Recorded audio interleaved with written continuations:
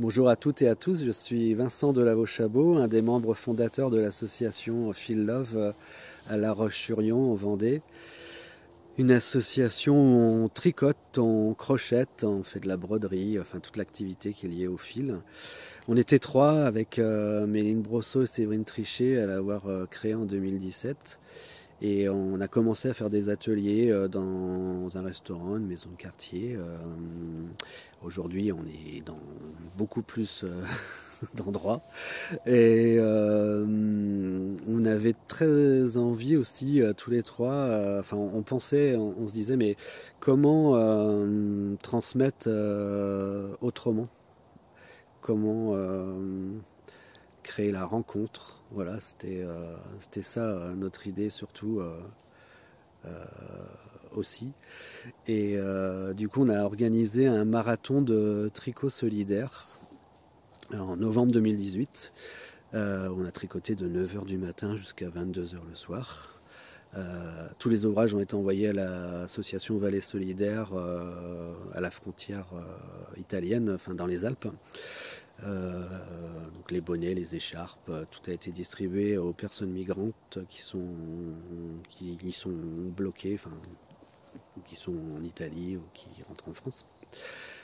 Ça a été une journée vraiment chouette et on ne s'attendait pas à avoir autant de succès et il y avait du monde. Voilà. Et c'est vraiment des moments particuliers, privilégiés. On aime se rencontrer parce qu'aujourd'hui on est 45 dans l'association, dont 12 administrateurs. Et c'est vraiment des groupes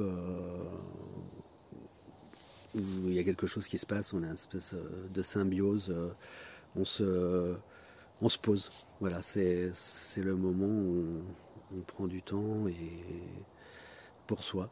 Et il y a un côté un peu méditatif au fait de répéter tout le temps le même geste. C'est hypnotisant et ça fait du bien. Voilà. Donc, et je voulais partager autre chose avec vous parce que dans les statuts de l'association, on avait inclus une citation de Boris Cyrulnik, qui est neuropsychiatre, et qui parle de la métaphore du tricot. Et je vais vous la lire.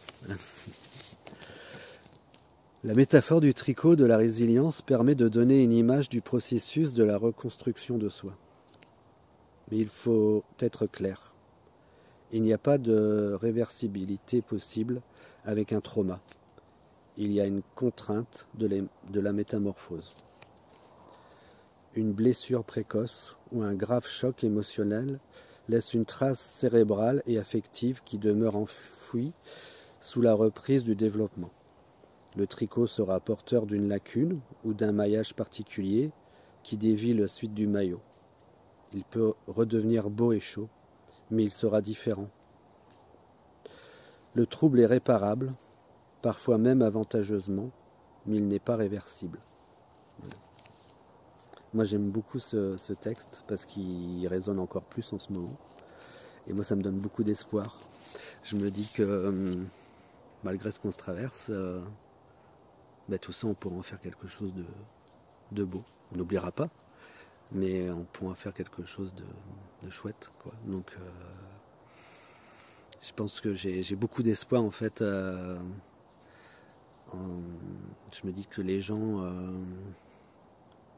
pourraient s'éveiller, voilà, une partie, et devenir bienveillants. Voilà. Alors, je ne sais pas si vous avez fait attention où je suis, hein, je vous montre, voilà. Je voulais absolument venir ici faire cette vidéo parce que pendant le confinement, ce confinement m'a permis autre chose. Je suis très lié à la nature et en particulier aux arbres. Et du coup, j'ai commencé à étudier la sylvothérapie. Et ouais, parce que vraiment les arbres, c'est un lien particulier. Alors je sais pas si vous connaissez la sylvothérapie, si je vous dis des bains de forêt, voilà, au Japon c'est très répandu. On commence et des études, des scientifiques qui commencent à voir, enfin à démontrer les bienfaits d'une promenade en forêt. Voilà, pareil, de s'arrêter, de prendre le temps et de rester contemplatif. Voilà. Alors moi je suis à côté là parce que j'ai la chance d'habiter pas très loin d'une forêt. Et il y a quelques semaines là j'ai rencontré un nouvel ami, un très beau chêne qui est juste à côté de moi là. Et je pense que les arbres ils ont beaucoup de choses à nous apprendre aussi. Voilà. La nature il y a une bienveillance je trouve dans la nature, il y a de l'abondance. Et je pense qu'il faut en prendre exemple. Alors ça c'est un nouveau projet, la sylvothérapie. Alors c'est encore en l'état de projet, mais j'espère créer quelque chose par rapport à ça et puis essayer à ma petite échelle d'homme d'attirer des gens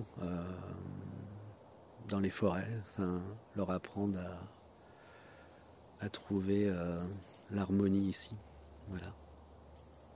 Bon, il y a un petit oiseau là, je sais pas si vous l'entendez, qui vient m'accompagner. En tous les cas, je vous souhaite de joyeuses fêtes de fin d'année et puis profitez de tout. Voilà. Au revoir.